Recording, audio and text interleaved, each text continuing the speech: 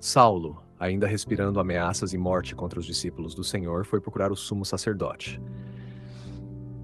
e pediu-lhe cartas para as sinagogas de Damasco, a fim de que, se encontrasse homens ou mulheres pertencentes a este caminho, os levasse presos para Jerusalém. Durante a viagem, quando já se aproximava de Damasco, de repente uma luz vinda do céu o envolveu. Caindo por terra, ouviu uma voz que lhe dizia: Saulo, Saulo, por que me persegues? Ele perguntou: Quem és, Senhor? E a voz respondeu: Eu sou Jesus, a quem tu persegues. Levanta-te, entra na cidade, e lá te será dito o que deves fazer. Os homens que viajavam com ele pararam espantados. Ouviam a voz, mas não viam ninguém. Saulo levantou-se do chão, mas ao abrir os olhos, não conseguia ver nada. Então, tomando-o pela mão, conduziram-no até Damasco. Ele permaneceu 3 dias sem ver, e nada comeu nem bebeu. Havia em Damasco um discípulo chamado Ananias. O Senhor lhe disse numa visão: Ananias! Ele respondeu: Aqui estou, Senhor. E o Senhor lhe disse: Levanta-te e vai à rua chamada de direita, e procura, na casa de Judas, um homem de Tarso chamado Saulo. Ele está em oração e teve uma visão, um homem chamado Ananias, entrando e impondo as mãos sobre ele, para que recupere a vista. Ananias respondeu: Senhor, tenho ouvido de muitos a respeito deste homem, quantos males ele fez aos teus santos em Jerusalém. E aqui ele tem autoridade dos chefes dos sacerdotes para prender todos os que invocam o teu nome. Mas o Senhor lhe disse: Vai, pois este homem é para mim um instrumento escolhido. Ele levará o meu nome diante das nações, dos reis e dos filhos de Israel. Eu mesmo lhe mostrarei quanto deverá sofrer pelo meu nome. Então Ananias foi, entrou na casa, impôs as mãos sobre Saulo e disse: Irmão Saulo, o Senhor Jesus, que te apareceu no caminho por onde vinhas, enviou-me para que recuperes a vista e fiques cheio do Espírito Santo. No mesmo instante, algo como escamas caiu dos olhos de Saulo, e ele voltou a enxergar. Levantou-se e foi batizado. Depois de tomar alimento, recuperou as forças. Permaneceu alguns dias com os discípulos em Damasco. E logo começou a anunciar Jesus nas sinagogas, proclamando que ele é o Filho de Deus. Todos os que ouviam ficavam admirados e diziam: Não é este o mesmo que em Jerusalém perseguia os que invocavam este nome? E não veio aqui justamente para levá-los presos aos chefes dos sacerdotes? Saulo, porém, se fortalecia cada vez mais e confundia os judeus que moravam em Damasco, afirmando com convicção que este é o Cristo. Depois de muitos dias, os judeus se reuniram e decidiram matá-lo. Mas Saulo tomou conhecimento da cilada. Eles vigiavam também as portas da cidade, de dia e de noite, para poderem matá-lo. Então seus discípulos o tomaram de noite e o desceram pelo muro, dentro de um cesto. Quando chegou a Jerusalém, Saulo tentava juntar-se aos discípulos, mas todos tinham medo dele, não acreditando que fosse realmente um discípulo. Barnabé, porém, o tomou consigo, levou-o aos apóstolos e lhes contou como Saulo tinha visto o Senhor no caminho, como ele havia falado, e como em Damasco ele tinha pregado corajosamente em nome de Jesus. Mas eles procuravam-no. Assim, Saulo permaneceu com eles em Jerusalém, entrando e saindo com liberdade, falando ousadamente em nome do Senhor. Falava também e discutia com os gregos, mas eles procuravam matá-lo. Quando os irmãos souberam disso, levaram-no até Cesareia e o enviaram para Tarso. A igreja em toda a Judeia, Galileia e Samaria vivia em paz. Ela se edificava, caminhava no temor do Senhor e crescia com a consolação do Espírito Santo. Enquanto percorria todos os lugares, Pedro desceu também ao santo que moravam em Lida.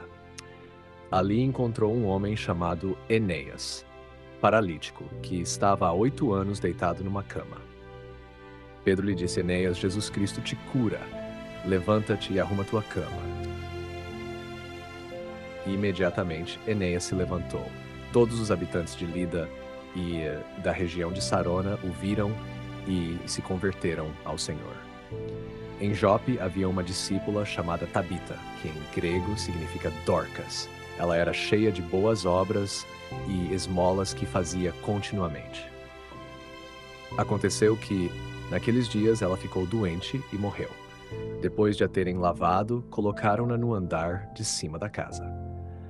Como Lida ficava perto de Jope, e os discípulos ouviram dizer que Pedro estava lá, enviaram-lhe 2 homens com o pedido: Não demores em vir até nós.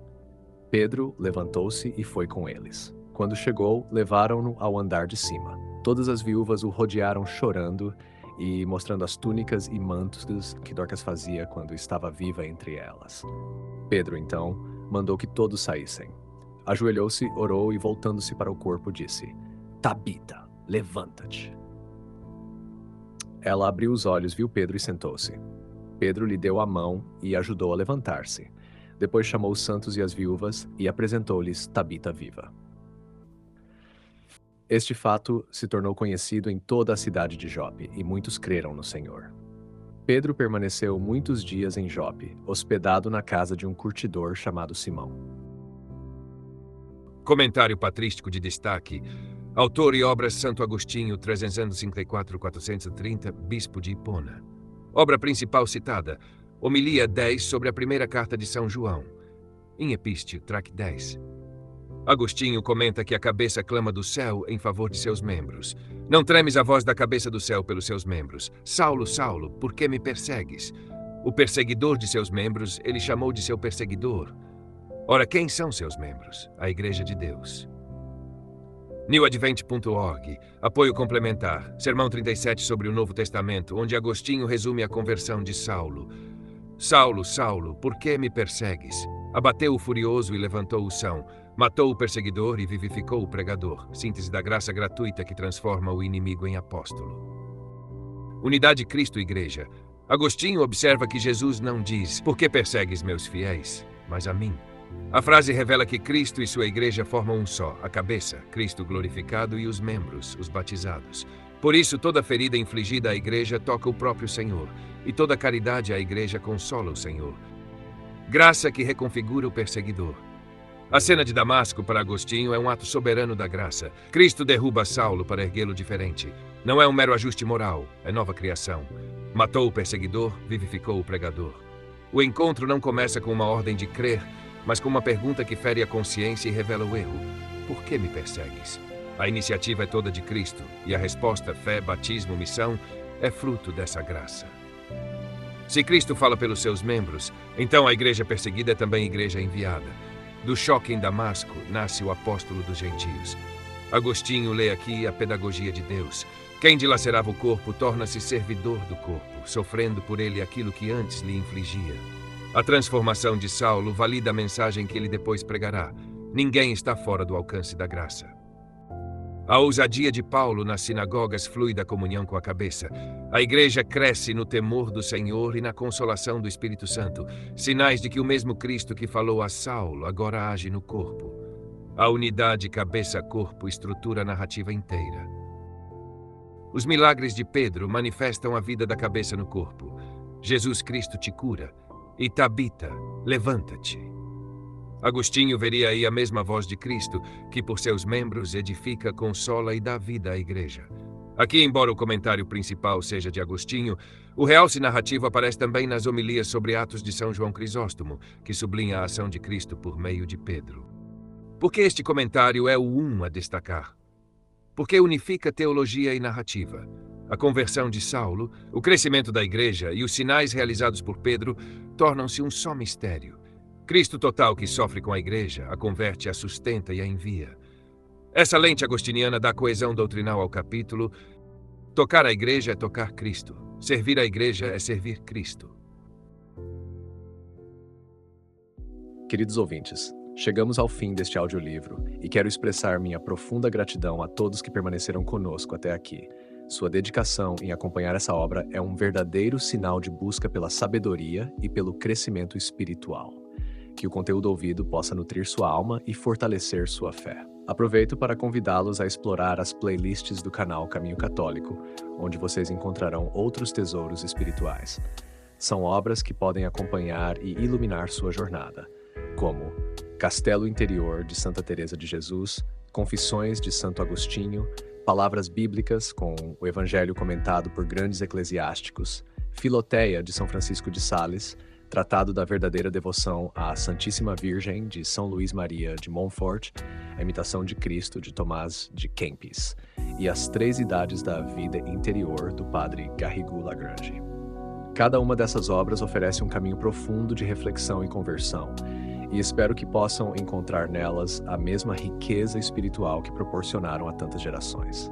Nosso canal está sempre aberto para quem deseja aprender e crescer na fé. Continue nos acompanhando e compartilhando essa jornada espiritual. Mais uma vez, obrigado por sua presença e que Deus abençoe a todos.